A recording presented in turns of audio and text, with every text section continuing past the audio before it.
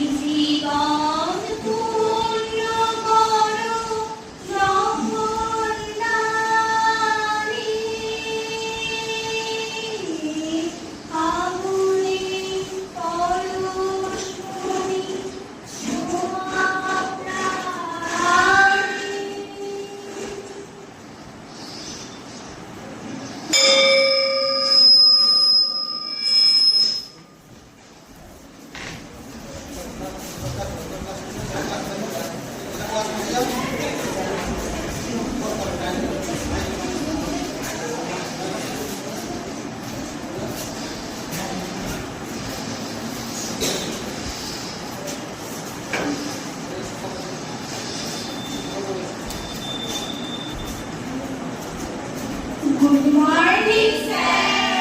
Good morning, good morning. তোমরা সবাই ভালো আছো তো? হ্যাঁ স্যার, আমরা সবাই ভালো আছি। আচ্ছা, বসো বসো। স্যার স্যার, আজ আমাদের বিদ্যালয়ে তিনজন নতুন বন্ধু ঘটেছে। আমাদের বিদ্যালয়ে ভালো পড়াশোনা হয় বলে ওদের বাবা মা ওদেরকে আমাদের বিদ্যালয়ে ভর্তি করেছে। বাবা, খুব ভালো। তোমরা সবাই আমাদের বিদ্যালয়ের গর্ব।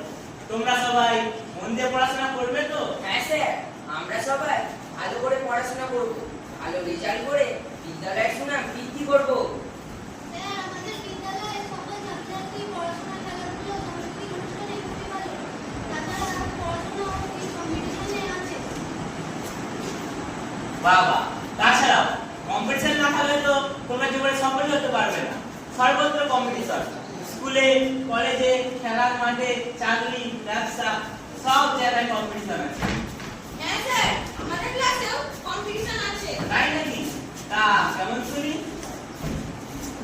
স্যার, প্রদীপ ডাক্তার হতে চায়, রাহুল ইঞ্জিনিয়ার আর সন্দীপ বৈজ্ঞানিক হতে চায়।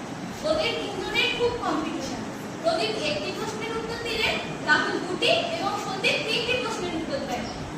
বাবা, এটাই তো চাই। আর রিয়া, তোমরা কি হতে চাও? স্যার, আমরা পড়াশোনা করে প্রকৃত মানুষের মতো মানুষ হতে চাই। বাবা, খুব ভালো করেছো। তোমরা পারো ওই প্রকৃত মানুষের মতো মানুষ হও। আপনি আশীর্বাদ করুন স্যার, যেন আমরা প্রকৃত মানুষের মতো মানুষ হতে পারি। আচ্ছা রিয়া, তুমি মাঝে মধ্যে স্কুল কামাই করছো কেন বলো তো? স্যার, আমার বাবা খুব গরিব।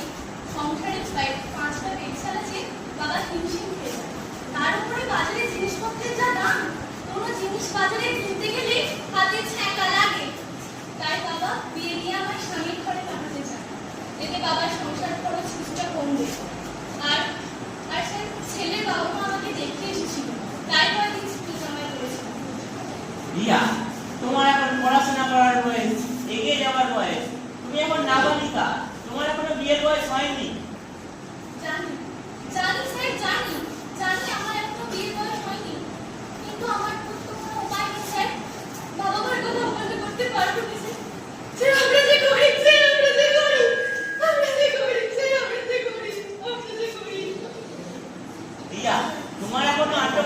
বয়স হয়নি, এখন বিয়ে দেওয়া আইনত অপরাধ।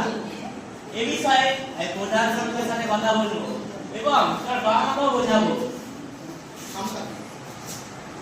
আমার বাবা মা বোঝে না স্যার, আমার বাবা মা বোঝে না।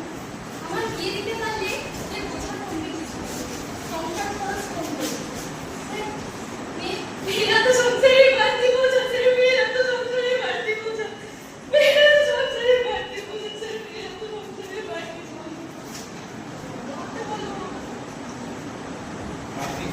রিয়া ও সুমনের বিয়ে হয়ে গেছে। শিক্ষক মহাশয় অনেক চেষ্টা করো নাবালিকার বিয়ে আটকাতে পারেননি। রিয়ার সাথে যোগাযোগ বিচ্ছিন্ন হয়ে যায় 5 বছর পর।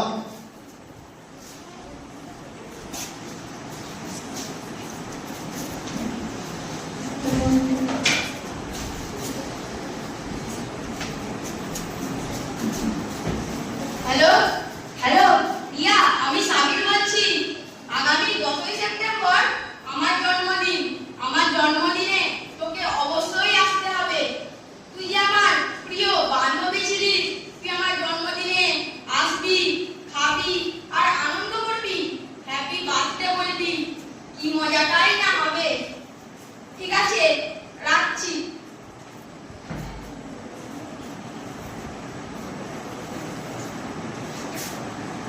হ্যালো হ্যালো স্যার, ভালো আছেন? প্রণাম নেবেন। আমি সাবির বলছি। আগামী 10ই সেপ্টেম্বর আমার জন্মদিন। আমার জন্মদিনে আপনাকে অবশ্যই আসতে হবে। হ্যাঁ যাবো। কোনো ছাত্রছাত্রী তো তার জন্মদিনে নিমন্ত্রণই করে না। তুই যখন নিমন্ত্রণ করছিস আমি অবশ্যই যাবো রে সাবির, আমি অবশ্যই যাবো। আশীর্বাদ দিস, ফোন রাখছি। ঠিক আছে। শিক্ষক শিক্ষক মহাশয়, তোরা মিষ্টি টাইম নিয়ে অফিস করে সামনে পিলাকে দেখতে পাই। আরে রিয়া, এটা কি সাবিরের বাড়ি? হ্যাঁ স্যার, এটা সাবিরের। সাবিরকে একটু দেখে তো। তোকে স্যার ডাকছেন। স্যার, স্যার আপনি এসেছেন? আমার যে কি আনন্দ হচ্ছে তা বলে বোঝাতে পারবো না। আসুন আসুন স্যার, বাড়ির ভিতরে আসুন। কিসে চলছে happy birthday. Happy birthday to you. Happy birthday, happy birthday, happy birthday to you.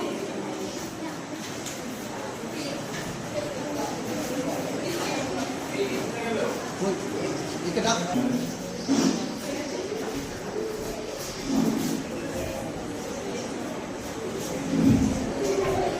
চালু করুন। স্যার ভালো আছেন? রিয়া, তোমার বউয়ের বিয়ে হলো? স্যার 1 বছর আগে বাবা মা জোর করে পিসির বাড়ি থেকে আমার বিয়ে দিয়ে দিল। কিন্তু স্যার শ্বশুর বাড়ি গিয়ে আমার শান্তি নেই। বাবা ফোনের টাকা দিতে পারেনি বলে জামাই ঘুরে ঘুরে মারে, জামাই নেশা করে। শ্বশুর শাশুড়ি মা কোনো প্রতিবাদ করেন না। ওরা বলে যতদিন না ফোনের টাকা আর সোনার গয়না আনবি ততদিন তোকে শ্বশুর বাড়ি রাখতে হবে।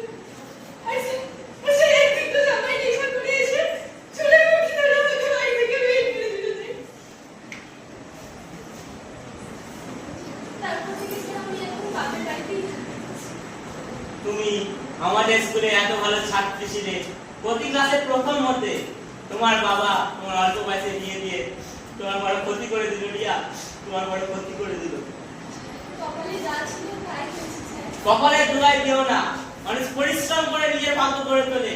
তুমি এত ভালো মেয়ে, বুদ্ধিমতী মেয়ে, তুমি একটা কাজ করো, আবার স্কুলে ভর্তি হয়ে যাও, মন দিয়ে পড়াশোনা করো। বলছেন স্যার? হ্যাঁ স্যার, আমি আবার স্কুলে ভর্তি হব। মন দিয়ে পড়াশোনা করে দেখিয়ে দেবো মেয়েরাও পারে, তারা মানুষ গড়তে পারে। 10 বছর পর শিক্ষক মহাশয় অবসর নিয়েছেন। হঠাৎ একদিন স্কুলের পাশে রিয়ার সাথে দেখা। স্যার ভালো আছেন?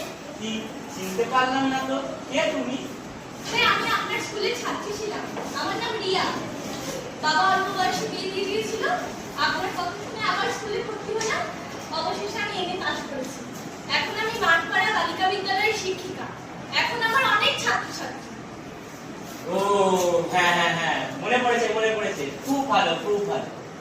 স্যার, অল্প বয়সে বিয়ে করে আমি খুব ভুল করেছিলাম। এখন স্যার কোনো মেয়ে 18 বছরের আগে বিয়ে হতে দিই না। সরকারি অফিসার ও প্রচার মাধ্যমের সাহায্যে সমাজ সচেতনতা করে তুলেছি। এখন আমি নাবালিকার বিয়ে নিয়ে বাবা মাদের সচেতন করি।